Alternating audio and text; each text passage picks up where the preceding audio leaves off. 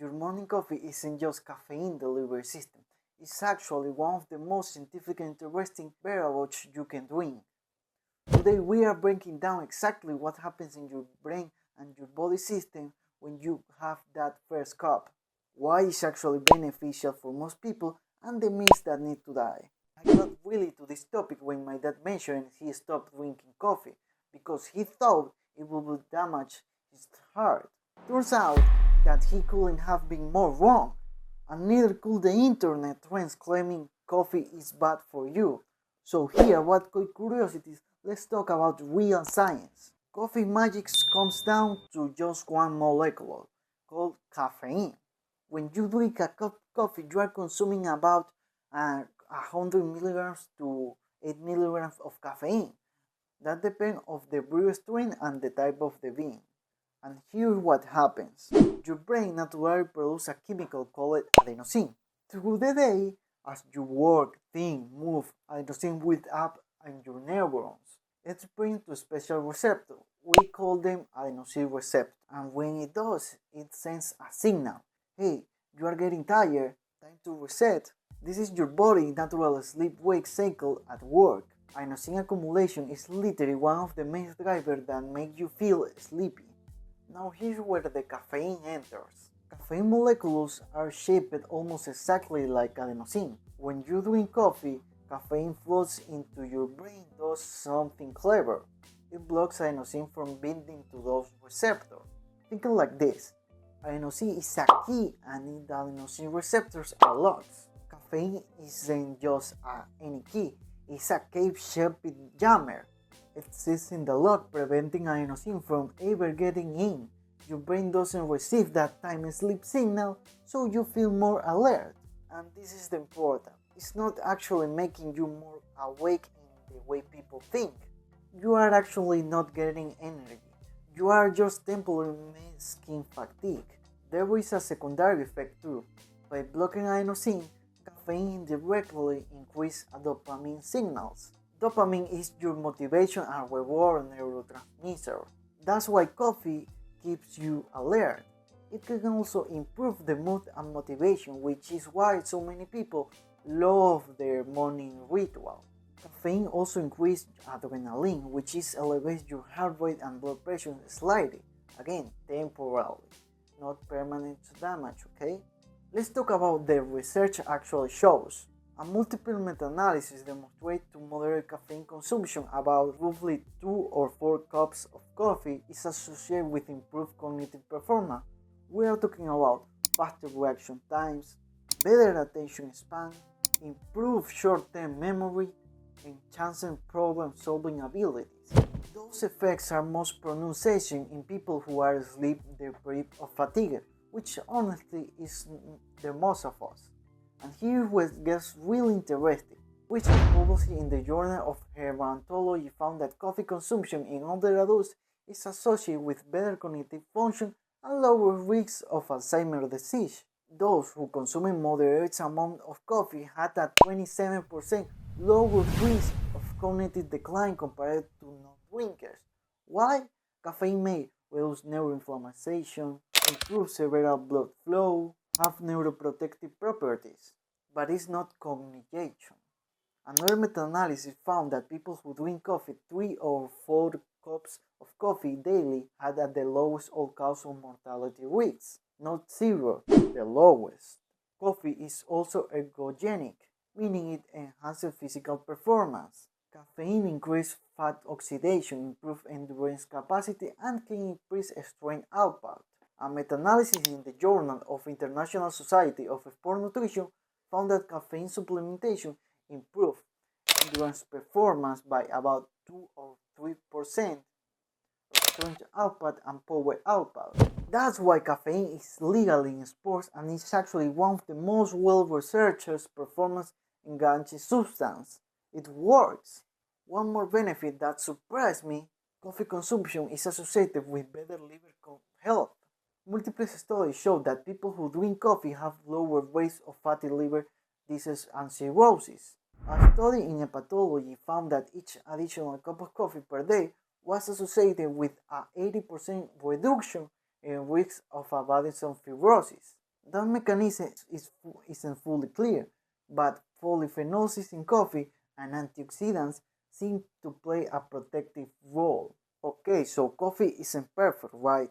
Let's talk about the real downsides. Caffeine's half-life is about 5 hours. That means if you have a cup of coffee at 3 p.m., half of that caffeine is still in your system at 8 p.m. If your sleep quality matters to you, and it should, avoid caffeine after 2 p.m. Anxiety and jitters. If you are sensitive of caffeine or if you consume too much, you can get anxiety and elevate heart rate. This is dose dependent. Most people tolerate 200 milligrams to 400 milligrams. Someone need less. Yes, caffeine is addictive. Your body builds tolerance and you can experience withdrawals, headaches, and fatigue. If you quit suddenly, it's not like quitting alcohol or opioids, but it's real. You are addicted of coffee. You and me know that. Coffee will damage your heart. This is the big one. My dad believed this. The research doesn't support it. Another meta-analysis showed that moderate coffee consumption is not associated with increased cardiovascular disease risk.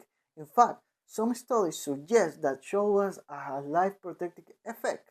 And this is a very important research.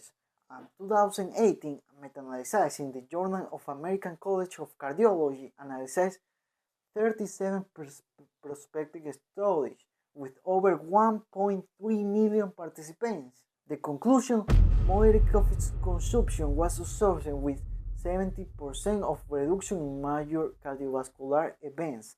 If you have uncontrolled hypertension, talk to your doctor about your intake. But coffee itself isn't the villain, okay? Coffee will stunt your growth. Just know, this myth has serious scientific support. Caffeine doesn't affect bone development of growth hormones in the way that matter clinically. Studies in children and adolescents don't show growth impairment from moderate caffeine consumption. Coffee is a diuretic and antidiuretic. This is one partially true, but often overstated. Yes, caffeine is a mild diuretic. A review in Nutrients concluded that moderate caffeine consumption does cause dehydration regularly consuming individuals. Your morning coffee counts toward your daily fluid intake. Not a problem, babe. You can have coffee if you have blood pressure. This is too broad. Yes, caffeine temporarily raises blood pressure, usually by 2 and 10 milligrams of mercury. But this effect is temporary, 1 to 3 hours, and regular coffee drinkers develop tolerance. If you have uncontrolled hypertension, moderation makes sense. But if you have blood pressure is managed, your coffee is fine. And always discuss this with your doctor, of course, please. So, how much coffee should we actually drink? The research consensus is pretty clear. Optimal range to 200 to 400 milligrams of caffeine per day, which equal about 2 or 4 cups of coffee. At this level, you get maximum cognitive and physical benefits, minimal side effects for most people, and good sleep quality. Some people can tolerate more, some need less. Factors that matter like body weight, genetics, sensitivity, pregnancy, and anxiety disorders. And here is the thing. We can talk average, but your optimal intake is very personal. Some people need 3 cups, others feel jittery at 1. But the best approach is to experiment it. Observe how you feel and adjust. If you are having trouble to get sleep or you are experiencing anxiety, cut it back.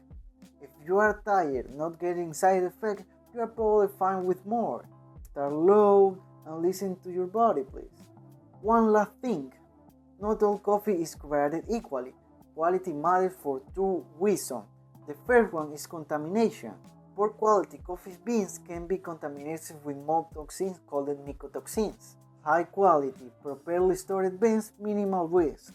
The second one is polyphenols. The good stuff, the antioxidants that give coffee its health benefits, varies by bean or origin, roast level, and fresh hands. Darker roasts actually have slightly lower caffeine but similar polyphenol content.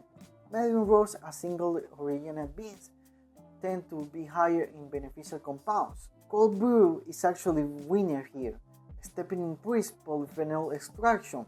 So, buy from reputable sources, store your bean in a cold dark place, and don't stress too much. Your regular coffee is fine.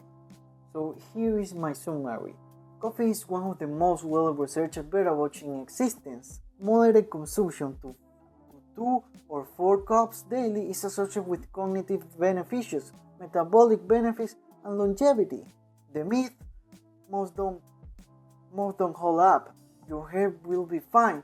You won't be understood. You won't dehydrate. But like anything, individual tolerances varies. If your coffee makes you anxious or disrupts your sleep, that's valid. Listen to your body. My dad, he's back to his morning cup. No regrets. If you find this helpful, smash that like button. Subscribe for more science-based of health content and drop a comment. How many coffee cups of coffee are you drinking daily? Are you a teen can function without it, or a teen one coffee is enough? Thanks for watching this video. I'll see you in the next video. Thanks for watching, White Coat family.